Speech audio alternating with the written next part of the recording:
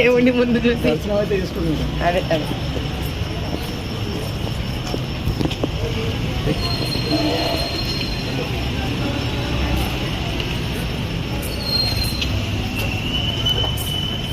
అయ్యా నమస్కారం.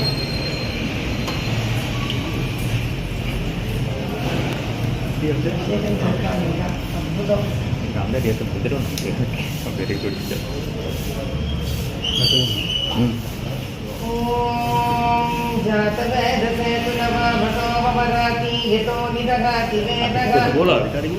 పరిషదతి దుర్గాణి విశ్వానాదేవ సింధుం దురితాత్యగ్నిః కామగ్నివర్ణాం తపసాజ్వలంతీం వైరోచనీం కర్మఫలేషు దుష్టాం దుర్గాం దేవీగుం శరణమహం ప్రపద్యే సుతరసితరసే నమః.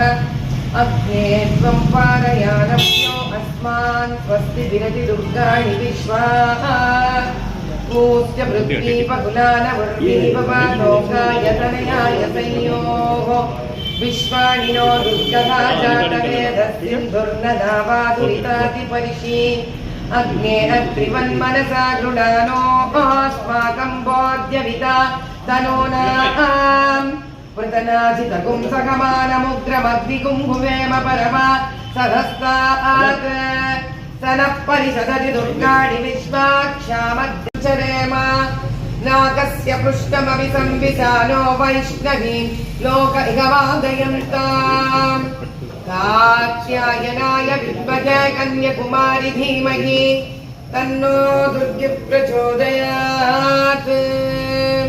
నమస్తే అస్తు భగవన్ విశ్వేశ్వరాయ Mahadeva.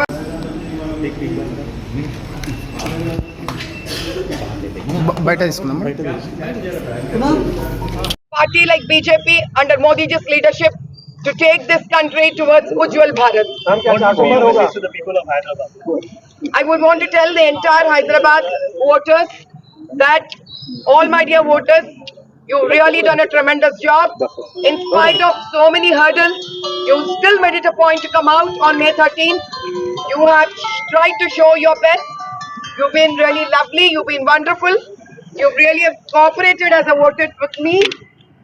I love my Hyderabad constituency voters, irrespective of all the religions, all the caste, creed, gender, from the all 7 assembly constituencies. If there has been any discrepancies, it has been only from the state government and not by my beloved voters.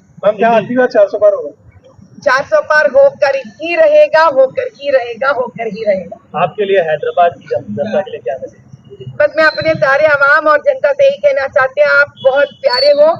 आपने काफी मेहनत किया है मई 13 तारीख को बाहर निकलने के लिए, सच्चाई को जिताने के लिए, न्याय को जिताने के लिए. 40 साल से जो अन्याय आपके साथ हो रहा था उसको तोड़ने के लिए आपने काफी मेहनत की है. इतने मेहनत के बावजूद मुझे पता है जो हरकत उस दिन हुआ है, हम उसके लिए लड़ेंगे. आखिरी सांस तक आपके लिए ठहरेंगे. जब तक इस शरीर में सांस है हम आपको न्याय दिलाने के लिए कतई पीछे नहीं हटेंगे. सदा आपका आशीर्वाद और आपका दुआ हमारा साथ रहना चाहिए. बस इसी का उम्मीद है हम आपसे. Hyderabad parliament I think today winning is more important. In spite of all the discrepancies, ఏవేవైతే జరిగాయో మే 13 తారీఖు అవి జరిగిన తర్వాత కూడా న్యాయం గెలవాలి అని కోరుకుంటున్నాము. న్యాయంగా గనక ఎలక్షన్స్ జరిగి ఉంటే మేము ఎంతతోనన్నా గెలిచే దమ్మున్న వాళ్ళం. కానీ అన్యాయంగా జరిగిన ఎలక్షన్స్ లో గెలవడం అనేది ఇంపార్టెంట్. కాబట్టి హైదరాబాద్ లోక్సభ పార్లమెంటు ఈ అన్యాయం నుంచి బయటపడాలి, గెలవాలి. ఇది ఈ రోజు వారి నేతలైతే మాధవిలైతే ఇప్పుడే కనిపిస్తారు, ఎలక్షన్ తర్వాత కనిపించరు అంటున్నారు మేడం. వాళ్ళకి ఏం సమాధానం చెప్తారు? 3 రోజుల క్రితం కనిపించదు అన్న ఈ మాధవీలతనే గంగానగర్ యాకుత్పురాలో ఫ్లో అవుతున్న డ్రైనేజ్ దగ్గరికి వెళ్లి అదంతా చూసి ఇక్కడ అన్యాయం జరుగుతుందని నేను చెప్పిన తర్వాత అక్కడ కార్పొరేటర్ వచ్చి అప్పుడు పంపు చేశాడు మురికి నీళ్లు బయటికి. సో ఎంఐఎం ప్రాబ్లం ఏం తెలుసా, గురిగింజ కింద నల్లగా ఉంటుందంట, గురిగింజ దాని కింద ఉన్న నలుపు తెలుసుకోదు. అట్లా ఎంఐఎం కూడా కింద ఉన్న రంగులు, ఆ నలుపు, ఆ అన్యాయం వాళ్ళకి అర్థం కాదు. వాళ్ళకి ఎంతసేపు కుర్చీలలో కూర్చొని మాట్లాడలేదు. Now we are going to show them what it is.